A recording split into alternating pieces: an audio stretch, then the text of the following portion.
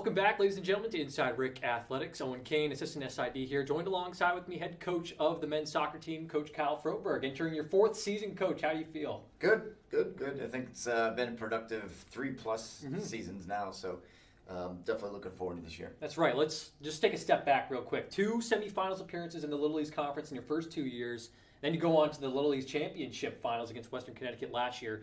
You know, what has sort of been the progression like over these last 3 years, and how exciting has it been to able to watch not only the team that you're sort of recruiting around, grows and all that sorts of stuff?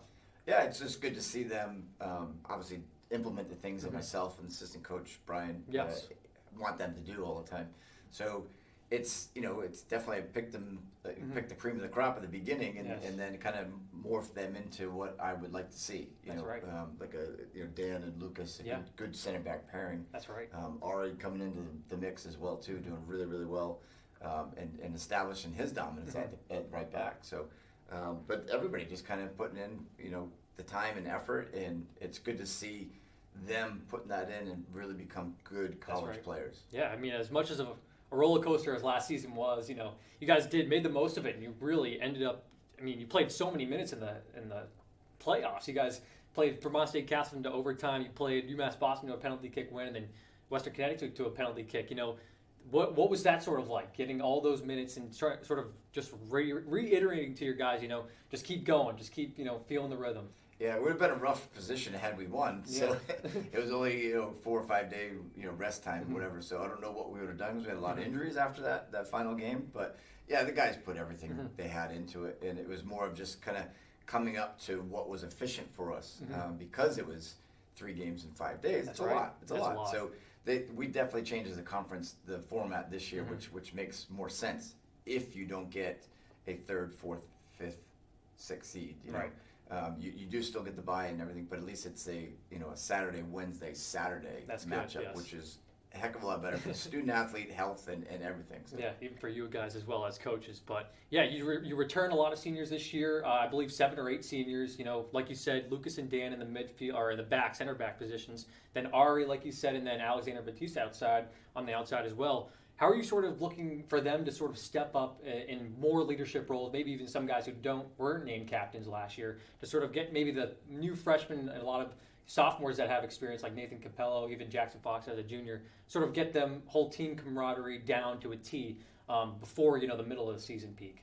Yeah, I think it's important. The preseason's important to get understanding the new guys that are coming into the mix, but also, like you said, those guys now stepping up into more of a leadership role, especially Jackson Fox, Donovan Battle. So those guys coming into the fold and who are consistent starters for us, can they now lead not only by example but with their voice too? Yes. So, and then again, it's just not just captains. You had Newens as well as one of the captains as a junior, but it's also everybody who is in a leadership role and understands the college system to help the new guys, because that's important. They gotta understand where we're going to go, where we want to go. So it's good to have senior leadership right now, and then also guys coming up through the fold. Yeah.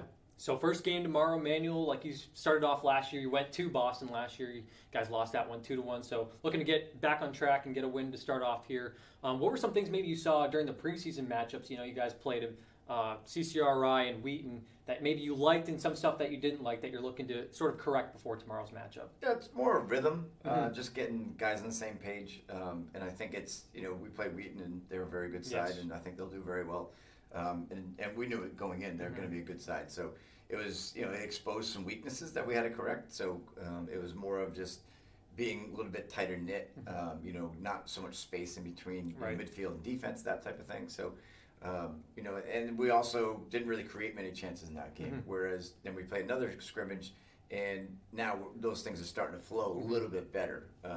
Still not a finished product. We're not going to be there until towards the end of the season, hopefully. But yeah, you got to sort out a few things that are wrong, and then it's just maybe it's a side conversation with one of the guys or a couple of guys, or even in training that we have to just iron out. So hopefully we got it, and we'll see what happens tomorrow. Right. Yeah, I may have asked you this question last year, but just looking down at your schedule, you guys play a lot of the same opponents that you did last year. You saw a lot of the same things. You'll play Conn College here at Alumni Stadium again. You're going to go to Connecticut and play Coast Guard later on in the season. what is maybe a matchup that you have circled on your calendar? I know Coach Phil Pence is always like, I circle everything. I want every single matchup day by day, take it one game at a time. Yeah, one game at a time, too. Yeah. I think the main thing for us is now we're starting to play everybody in Rhode Island. And I think that's something that, when you see all the D1 programs, they try to play each other every year. Scheduling conflicts usually arise, too. But at least us, now we're playing J-Wu, we're playing Roger Williams, we're playing Salve now all regular season. And that hasn't happened in a few years now. Definitely not since I've been here. So I think that was important because, we're all very good D3 soccer programs, so right. it's good to see, being able to fit that into the schedule, whether it be home or away. Right, yeah, and obviously with the new freshman class coming in, you're going to have a lot of new spots that you're going to have to fill. Obviously, no Parado this year, no Anthony Racinos, obviously no Sekou Kamara as well as a good junior for you guys last year in a forward position. How are you looking for the freshman guys to step up as well? That it's obviously going to be a lot different from high school and a lot different from what they've usually been used to playing. How are you sort of reiterating words of just affirmation, trying to get these guys prepared and just get their blood flowing for this first game? Yeah, it's more of knowing the atmosphere. It's going to be a bit different. The volume goes up. My volume goes up. Hopefully not too loud, but it goes up, and the intensity of it goes up rather than just training. So we try to create that environment in training as well. So some of the new guys are coming in at a high level. They were already played at a high level, so maybe they're not getting the same idea of, because the club level is a little bit different than school. But a couple of guys coming in. Shane coming in for goalkeeper, competing with the number one position there. Yep.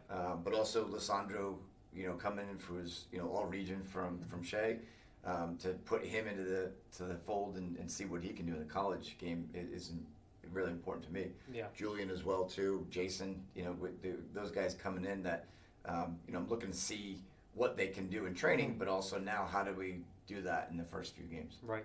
And yeah, like Coach said, so named a whole bunch of freshmen there. You're going to be able to watch them tomorrow on Flow Sports. That's going to be linked right down in the description below, so be sure to check that out. Their game tomorrow is going to start at 7 p.m. Be sure to catch the women, the anchor women. They're going to be playing Salem State at 4 p.m. The game right before that. Be sure to catch that once again on Flow. Well, Coach, thank you for this preseason preview, and can't wait to get started. Same here. Thank you. Awesome. Yeah, thank you. Awesome.